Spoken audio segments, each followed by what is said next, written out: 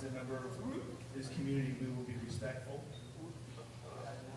We will be a good audience. We will give her the attention she deserves and make each and every one of us proud. I have great faith in you and know you will do the right thing, and it will be a fantastic opportunity for you. We're super lucky. I'm going to pass it up to Meg.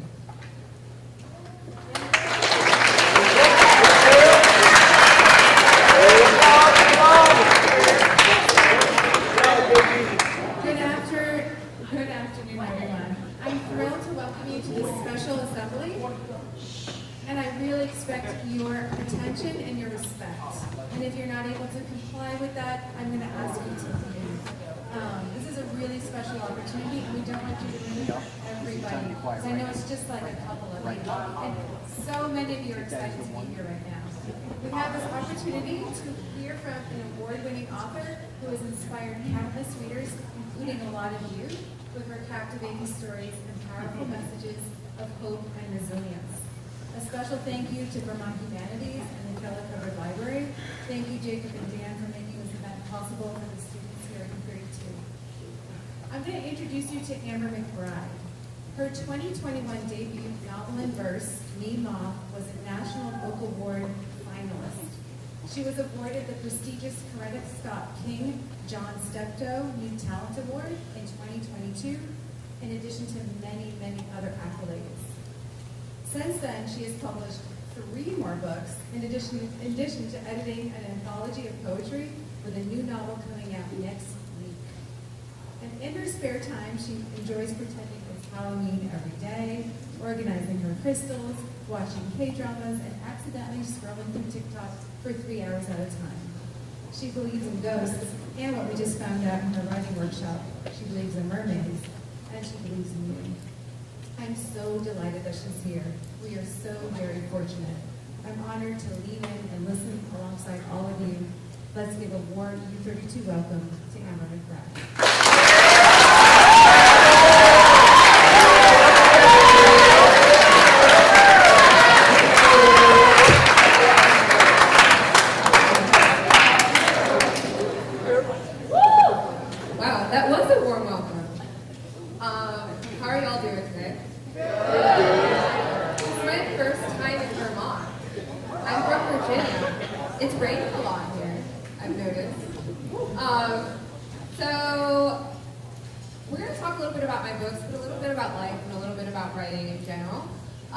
We'll also have a few minutes at the end for questions if you have any. But anywho, these are my books. Me Moth, We're Also Smiling, and Gone Wolf are the ones that are the most recent right now. And we're gonna get started. Actually, before we get started, I usually like to do a breathing exercise because, wait, have y'all had lunch yet? Yeah. So, like, y'all should be calm. Like, if you know you, like, eat and then you're like, no. You're like, no. All right. Can everybody have you ever heard of the 5 breath system? Have you? We're going to do it. I mean, you don't have to, but some of us are going to. All right, you're going to breathe in for 5, hold for 5, breathe out for 5. All right? Are you ready? Yeah. We're basically in yoga right now. Let's see how good you can follow directions. All right. Breathe in for 5. Hold it. 1, 2, 3, 4, 5. Exhale. I love all the noises that all right. The fact that so many of you are coughing from breathing deeply concerns me a little bit. But we're going to keep going.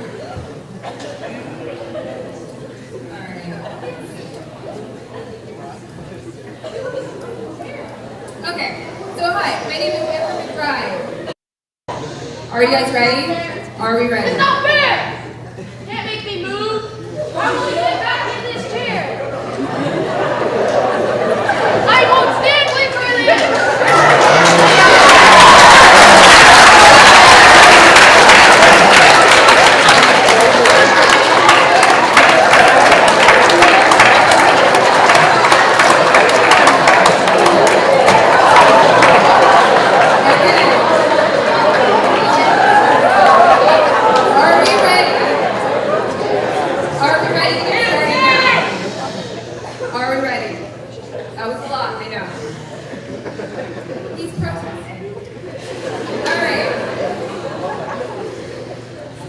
my name is McBride. Like we said, I believe in ghosts. I practice hoodoo, which is an African-American folk magic system.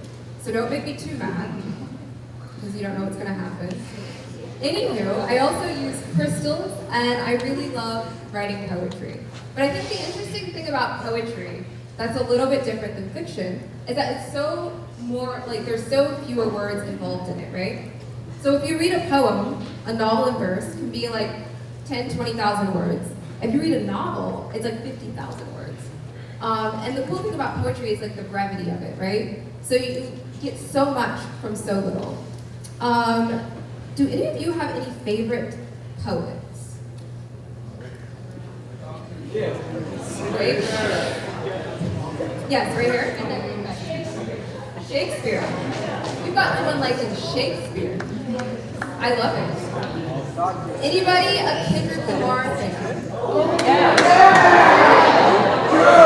I thought you said no other name. I asked for your favorite poet. All right. Some Eminem fans, all right. Okay, y'all, hey, I want to hear all of you, but if you keep talking every time I ask you a question, we can't keep doing this, all right? So, Kendrick Lamar is what I heard someone say. You know Kendrick Lamar is the only rapper to win a Pulitzer Prize for poetry? Did you not know that? That's really important.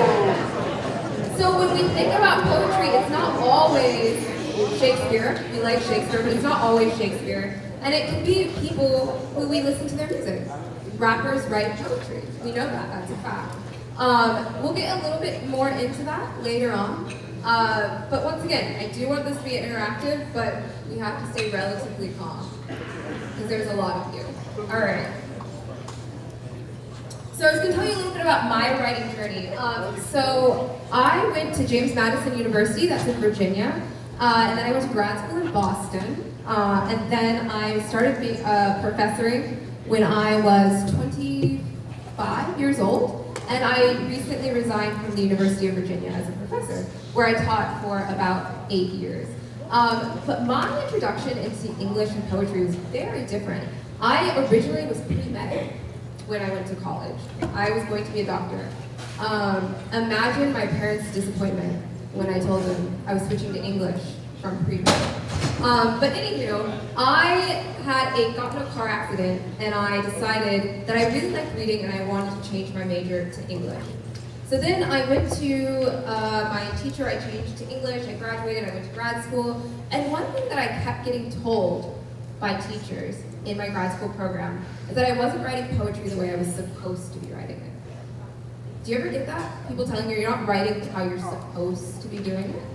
And I didn't quite understand, I love that what they meant by that, right? One part was like, I didn't like to write form, I didn't want to rhyme, I didn't want to write like Shakespeare. The other thing is like, I didn't want to write about what everyone else was writing about. I was a black student, one of the only ones in my entire program at Emerson College, and the things I wanted to write about, nobody seemed to care about. I was told that my poetry was simplistic. I was often told that it was too complicated, and I was often told by professors that I would never become published. You know when you get to like flex on things? Now I'm on the Emerson website as one of their most accomplished graduates, but they've asked me to come speak there 3 times and I said no, because I was like, no. Yes, right? Respect yourself. But someone said period, I love it. Yeah. But the point is that we're so often told what we cannot do.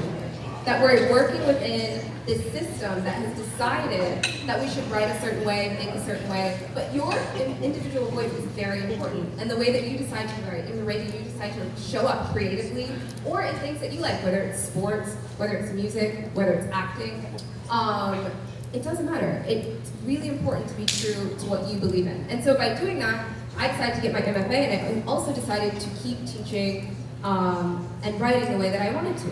And in my classrooms at first Northern Virginia Community College and then the University of Virginia, that's the biggest thing I wanted to teach my students. I wanted them to understand that their voice and the way that they wrote was important. It didn't really matter if it was completely what I decided it should be when it came creatively to writing.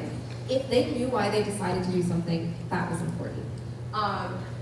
So that was great until I got to UVA, and because I was one of the only black professors at UVA, I don't know why, but suddenly all the football players ended up in my class, and none of them liked writing poetry, of course.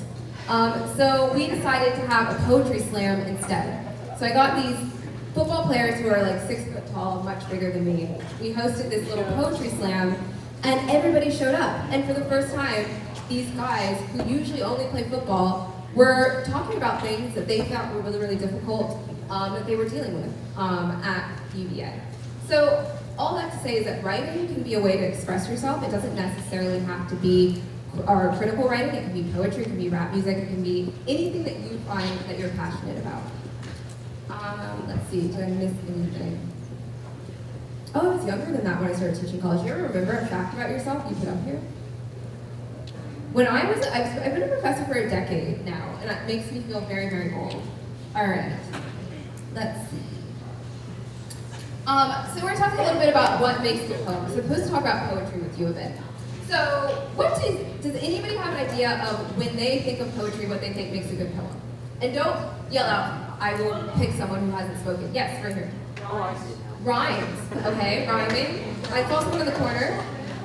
Go ahead.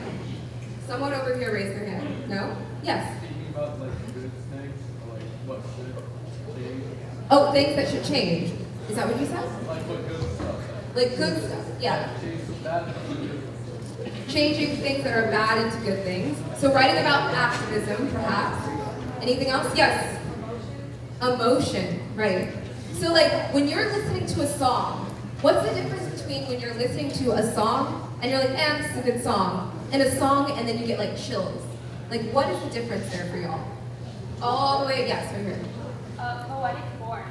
Like Poetic form. format. Oh, the format of the poem. So if it's in a form, a sonnet, a palindrome, I can kind of see people in the back. Who's in the back on the stairs? Yes, you. Go ahead. Like if it's kind of like, like it has fixed to a consistent form. A consistent form. Yeah, like. So we're talking a little bit about that. And beside you, what were you going to say? Something that makes you feel something deeply. Ooh, I like that one. So the aspect of that, of something that makes you feel something deeper, is what I kind of want to go on a little bit. So we're talking about how poetry is different because it's really going at your emotions and how it makes you feel and the things that are important to you, right? So when we talk about poems are work that kind of touch us or make us feel like we're being seen, usually you have to give something of yourself, right? So like something that feels important about yourself. So I was going to tell you all a little bit of a story about me and my dog. Her name's Shiloh. I had a picture here, but I don't know where it went. That dog right there is named Loki. That's at my local coffee shop. Loki is the actual mascot of that coffee shop. He's a Chihuahua, but he thinks he's a Rottweiler, I think. He's got a big personality. But anywho, so I had a dog. Her name was Shiloh. So how many people here have pets? Okay, we're pet people. Everybody? I love that. Okay. All right, so when I say something like, I really love my dog, y'all kind of get what that means, right? Yeah, because you love your pet, right? But let me tell you a story, and this is the difference what I'm saying between just poetry and telling a story. So my dog, her name was Shiloh. I got her when I was 21 years old. I was in college, and my parents got me my dog Shiloh because I have severe clinical depression. So my parents thought that if I had a dog, I'd be able to kind of regulate my emotions a bit better. And so I got Shiloh, and my it's a big responsibility having a dog in college, especially a purebred German Shepherd who weighs 80 pounds, which was my dog. She was really nice, except for that one time that she accidentally killed a deer. We'll get to that later. It wasn't her fault, okay? So, that's things that get your attention on time. Alright, so my dog Shiloh, I'll answer questions later, I promise. My dog Shiloh, she was my emotional support dog. She was there for me through college, through going to grad school, through so many difficult parts of my life. And she was basically my rock. You know how your dog is like your person, your thing, you go to when you're upset? So all through this time, I had thought my mental health had gotten better. But in reality, I was just using my dog. And so this became a little bit more noticeable to me about 4 years ago. And my therapist was like, Amber, your dog is 12 years old and a German Shepherd. We're gonna have to start talking about what's going to happen when she passes. And I was like, I don't know what you're talking about. Didn't you hear about that pill that you can give your dog? They were like researching it, where your dog can live forever. That's what's gonna happen. We're gonna figure this out. She was like, Amber, that's not realistic. So we start to talk about like, when you have an emotional support dog that is very supportive to you, what do you do after that? And so I ended up going through that process, and unfortunately, my dog Shiloh passed away when she was 13 years old, so a year later. Right, y'all? My students, I had to cancel class for a week. My students put money together and tried to get me another dog. It was the cutest thing ever. But the point was, it was really, really difficult. And the thing I realized when she passed away was that everything I was feeling when I was 21 and I had all those emotions, I never actually addressed. I kind of just used her as a crutch. And I had to back up in the middle of my career after my first book had come out, where all these wonderful things are happening. I'm getting all these awards, and all I care about is that my dog isn't here anymore. I had to go to LA, I had to go to all these places, but I didn't want to go, and I didn't care. All I cared about was my dog being gone. And so when I write poetry, and when I write about mental health like I do in We're All Spin It Smiling, I kind of really put a lot of myself into those books. I try to point out how and why, when we add emotions into poetry, we're able to connect so much with people. Because when I say my dog died, and I tell you that story now, you understand how important she was to me. But I'm injecting that same energy into these poems that I write to try to help people dealing with whatever they might be dealing with. I think that living is hard sometimes. Going through every day is hard sometimes, and understanding that other people can understand and that we can relate with each other is really, really important. So, the aspect of poetry that is different is what was said in the back over here, is there is so much emotion and empathy in poetry. Not just sympathy. Sympathy is saying like, oh, I guess I get what you're going through. Empathy is actually understanding and putting yourself in the position of what that person is going through. And I think that poetry leads to that, because there's so few words, there's no place to hide in poetry. You have to be vulnerable. You have to say who you are, because if you don't, people will call and say, you know what, that's not authentic. And that's why when you're writing and you're thinking about your own writing, whether it's poetry or anything, being authentic is incredibly important. So, we have time for a couple of questions. I feel like there were some questions about my dog before we kept going. Yes. Yes, go ahead. How do you accidentally kill a deer? I'll tell you. What happened was, in Virginia, much like here, it's pretty rural where I live, and I was hiking with my dog, and it was a weird situation where a bear kind of appeared, and a deer also appeared around the same time. And my dog was like hyper aware because she was chasing the deer, and then ended up like chasing the bear as well, and then accidentally like ran full force into the deer, which I don't know how she knocked it over. And then I guess instincts just set in. She's a German Shepherd, so that happened. But she technically saved me from a bear at the same time, so like I'm taking it as a win. Have y'all ever seen a Great Pyrenees, like the all-white dogs? Yeah, my neighbor's dog, I live in a very rural area. Her Great Pyrenees actually ended up hurting a deer as well. I don't know why, maybe it's just dogs in Virginia doing that. But she was protecting me from a bear when it happened. I have one more thing to say before we go to regular questions. But I did want to point out a couple of things, because I'm supposed to be talking a little bit more about poetry to you, is that I just want you to remember that when we talk about poetry and when we talk about what good poetry is, that definition is constantly changing. Novels in verse, which is what I write, a lot of my novels are written through poetry, were not a thing for a long time, and now they are. Good poetry used to have to rhyme and sound like Shakespeare for it to be good. You know? We used to think, we had to convince a whole generation that rap music counted as poetry until Kendrick wins the Pulitzer. Every time I say Kendrick's name, all I can think out of is the diss track he put out this summer. So good. And now he's doing the Super Bowl. That should be interesting. All right, calm down. All right. But remember that poetry has a larger definition than just being words that rhyme, and that you have access to it whenever you want. Like, you're allowed to write poetry the way you want. You're allowed to think that things are poetry because you like it. And I often talk to I guess when I taught at UVA with the football players, one of them was telling me that, like, when they throw a perfect, he's a quarterback, when he throws a perfect, like, I don't play football, so don't get mad at me. That spiral, thank you. When he throws that, it feels like poetry. That's what he told me. And I was like, well, then it is, right? Like, poetry can be the thing that you're good at. If you play hockey and you get a goal, when you are dancing and you hit a double turn, those are all things that incorporate the feeling of what poetry can be. So remember, like, there's a broad definition, and working within that definition gives you more access to what poetry can be.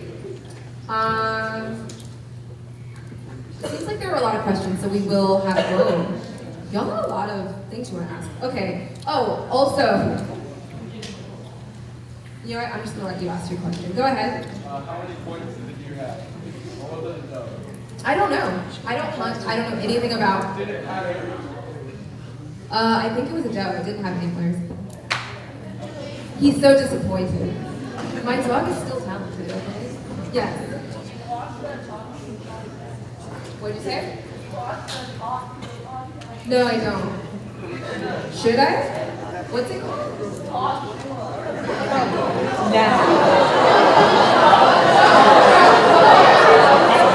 It's a no. It's a no from the front row. All right. Y'all, if you're calming down, we can ask more questions.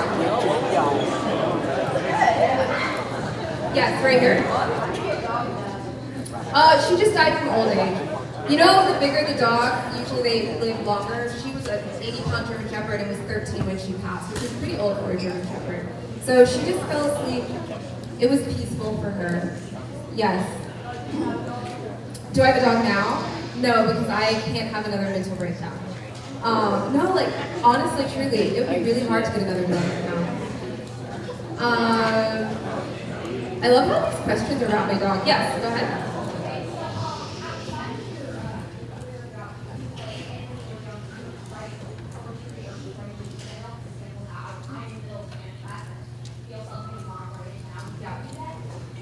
So the question was, outside of, like, in my life when I was younger, did I just, like, feel like writing poetry and get, like, inspired? Yeah, I did. I think that I was always very inclined to writing. I had a lot of feelings, like we all do sometimes, and I always wanted to get them out. And often it was in math class, because I was very bad at math in school. I was the person who my teachers would joke. I got, like, a perfect score on the English SOL, and then, like, math, they were like, what is wrong? Why can't she count? I'm better now. But yeah, it was not great at math. Higher up, all the way. Go ahead. What's your favorite Kendrick Lamar song?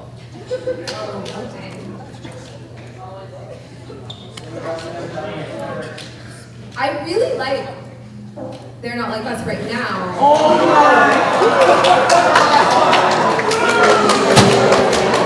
That's also, calm down. But that's also because I'm not a Drake fan, so there it is. Wait, y'all, so giggly. Wait, at the top, I have a question. What's your favorite Kendrick Lamar song? I think it's like N95. I Oh, think. that's a good one. Yeah. From that's his newest album after this, so that was pretty good. Yeah. Yeah. That's not my favorite album. I don't know. Alright. I want to go with you in the back, right here. Yes. Yes. Oh, okay. I was going to ask, because my dog passed away, a dog I like. Was it very, very, very hard? When my dog passed? Yeah. I think it's hard in the sense that like everything, you have to remember everything has a cycle, right? It's hard because you have to learn to deal and live without them. But it's also good. Yeah, it's good because you have all those memories. And I get to talk about my dog all the time, which is great. She just died of old age. But I was like, I fed my dog like real boiled chicken and rice. Like my dog was spoiled. I know she didn't like.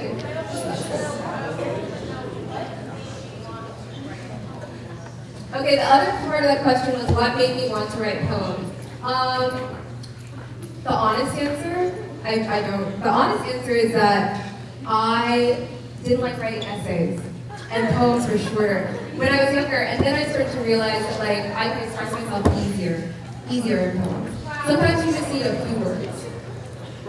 All right, let's go. Was there someone in this general area? Yeah, you first, and then yeah. What's your favorite Eminem song? Y'all are very concerned with the music things. Here's the thing, I'm not, here we go. This is gonna get a reaction. I'm not an Eminem fan.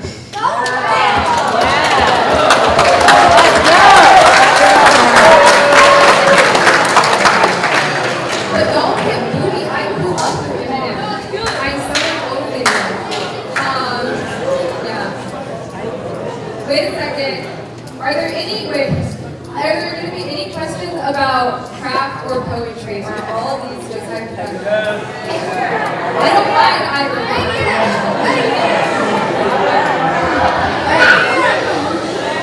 All right, quiet.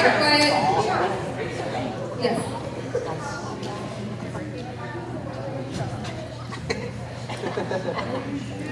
Okay, the question. How do you incorporate the things you've experienced in your life into novels? And I think it's one of those things where you know the idea that you want to work with, right? But you have to understand that it's fiction, so at some point you have to like allow the story to happen, right? Because Girls Hate Silent is about clinical depression, but like I was not stuck in a haunted garden, right? Like you kind of like have to take parts of your life that yeah. Okay, go ahead.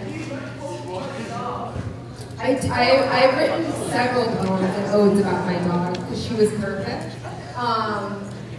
Yeah, she's in a couple of my poetry collections. I also have a picture book coming out in a year, and she's one of the main characters in that as well. Is this a? If you go for it. Oh, I can't tell you that. It's confidential. I'm not allowed to tell you the names of my students. Sorry. What did you say? Maybe. You know the thing about being a college professor and then like seeing your players like play football and it's like so tactical? I'm like watching stress. They like come back to my class with a broken leg. I can't. It's so stressful. One of them broke in 2 places and he was like I was like carrying his books around campus for him. But they're adorable. They're all UVA. They're playing a little better, and then I would get on them every time they lost. It's like, why? What happened? And they always have an excuse. We're gonna get one question here, and then maybe a couple of cards. Yes? You said you believe in ghosts? Yeah. Do you think there's a ghost in here right now? I believe in ghosts. I can sense them at all times. Is this supposed to be haunted? I don't think so. Okay. All right. Go ahead. Where in Virginia did I grow up? So I come from a military family. So I lived in Virginia for a little bit, but I was born in Germany. I lived in California. I lived in Kentucky, Tennessee, Boston, and I spent high school in Oregon, Virginia. Army. Retired Lieutenant Colonel Mario McBride. Yes. My favorite author is my friend Jason Reynolds. Alright, we're gonna get a few in the front and then.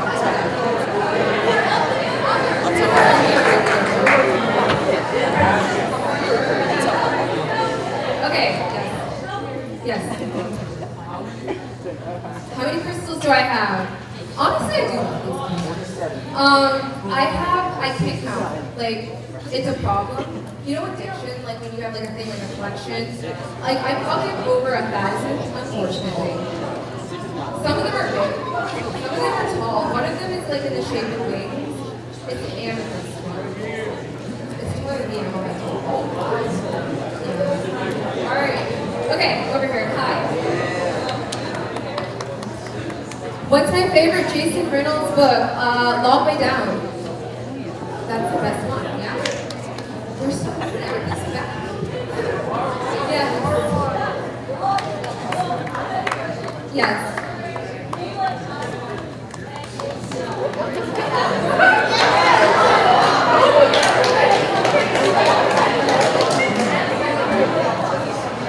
Two people have told me about this restaurant. What?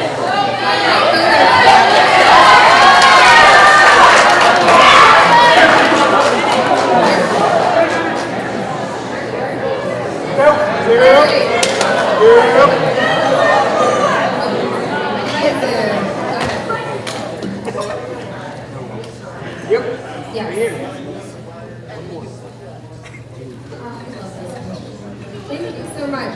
So he's asking, in my poetry, I use a lot of parentheses. So I'll say like me, and then I'll put mom, and then parentheses. So for me, they're like asides. You know what I mean? Like the thing you might be thinking in your head kind of thing. So like when you're thinking, hi, and then in your head you're like, this person is really tall. That's kind of how my parentheses work. So they're like things that they're like really kind of feeling. Or, because I don't like how they look. No, that's the thing with poetry, right? With poetry, stylistically, I didn't look how I wanted to look on the page. Double commas feel like choppy, whereas like parentheses feel like a hug. And I really like that aspect of it. I'm not picking your opinion.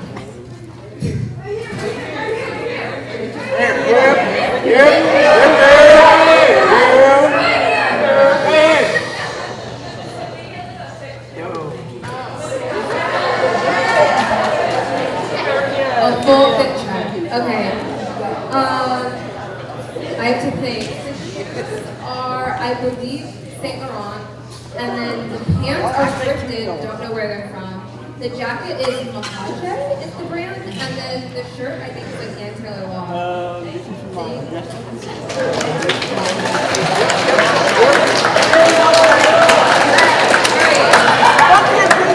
don't have time for any more questions.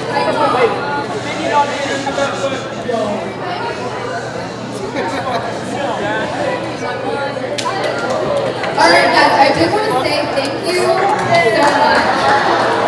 Y'all have been great. You're really fun guys.